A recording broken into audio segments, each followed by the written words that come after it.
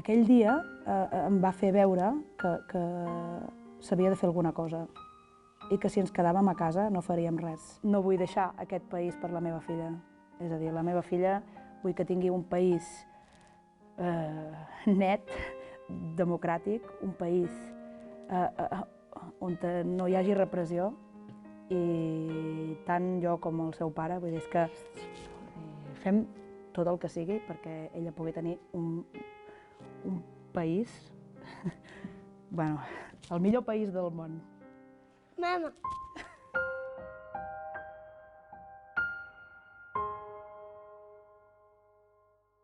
Ho recordo amb certa nostàlgia i amb certa alegria. Va ser un moment molt bonic perquè jo, quan era petita, vaig estudiar a l'Escola del Pla, des de P3 fins a 6è. Llavors va ser curiós que al cap de quasi 20 anys, tornant a aquesta escola, quedar-me a dormir en aquesta escola per defensar el dret a votar i per defensar el referèndum. Llavors va ser un moment molt bonic. Quan veus que ja hi ha gent allà esperant per poder fer força i que treus les urnes del maleter del cotxe i les entres i tothom aplaudint i tot plegat, és realment una experiència brutal. Com van arribar les urnes a la meva escola?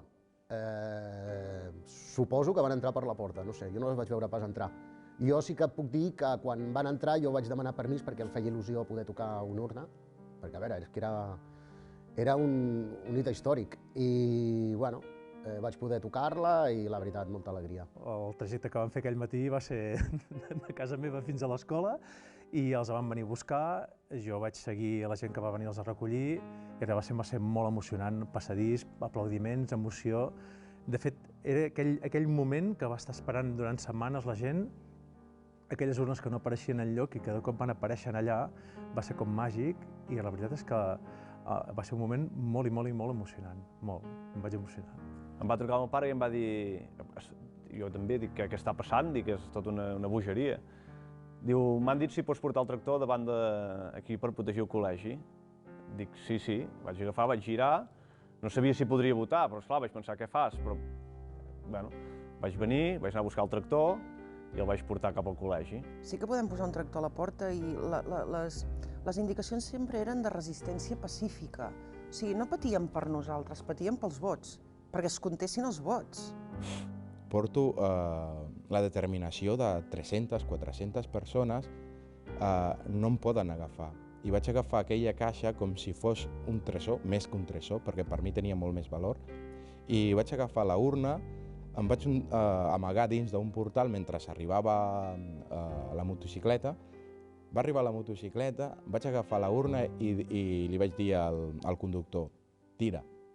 I diu, però portes l'urna? Tira cap a l'Ajuntament. I l'Ajuntament també vaig al·lucinar perquè estava la plaça plena de gent, l'Ajuntament també. Quan hi havia allà una activitat, hi havia els del CAP que havien obert, que estaven parlant amb la bata blanca, que no sé si animava o desanimava això, perquè quan tenies assistència mèdica almenys si et pagaven, no? L'Ajuntament no semblava l'Ajuntament, semblava una altra cosa. Hi havia ple de gent pujant escales amunt i avall, i tothom, jo crec que va ser de les coses que no calia organitzar gaire res perquè tothom era prou conscient del que li tocava fer. Jo crec que aquell dia molta gent que posava en dubte que es poguessin posar les urnes i que es pogués exercir el dret a vot, doncs aquell dia molta gent va reaccionar amb una emoció tremenda. La ciutadania, la gent, sentíem que estàvem fent un acte legítim, fos o no fos legal, independentment que la Generalitat o que les institucions fossin convocants, no?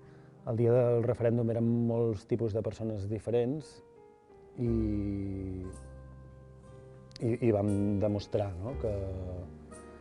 que es pot funcionar com un de sol, amb un objectiu comú. Tothom, d'alguna manera, havien deixat de banda aquest individualisme que és tan característica de la nostra societat i ens van posar en allà tots a una. Si feia falta es defensava de la manera que fos, defensaven les urnes i sobretot el dret a vot i la dignitat de la gent que volia exercir el seu dret de vot.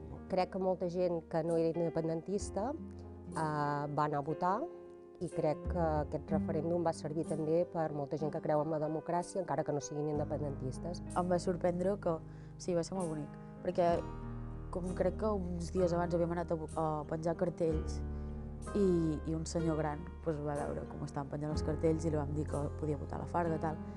I el dia 1 el vam veure allà votant i va ser bastant bonic. I la gent gran era la que estava més il·lusionada. Quan va venir algun seu fill que deia va cap a casa, que això s'està posant una mica malament, diu que estan apallissant.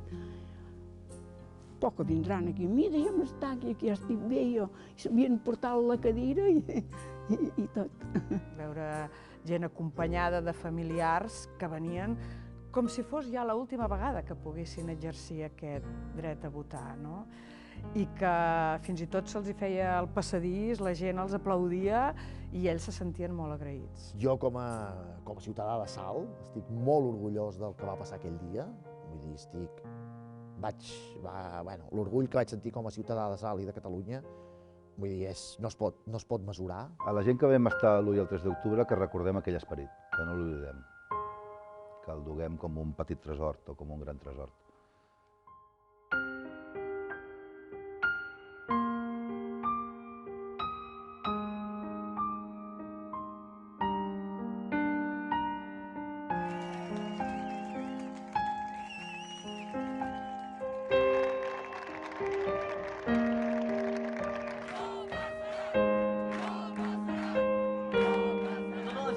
Aquí a la plaça i que heu fet possible que Salt s'hagi pogut votar amb certa normalitat. Moltíssimes gràcies.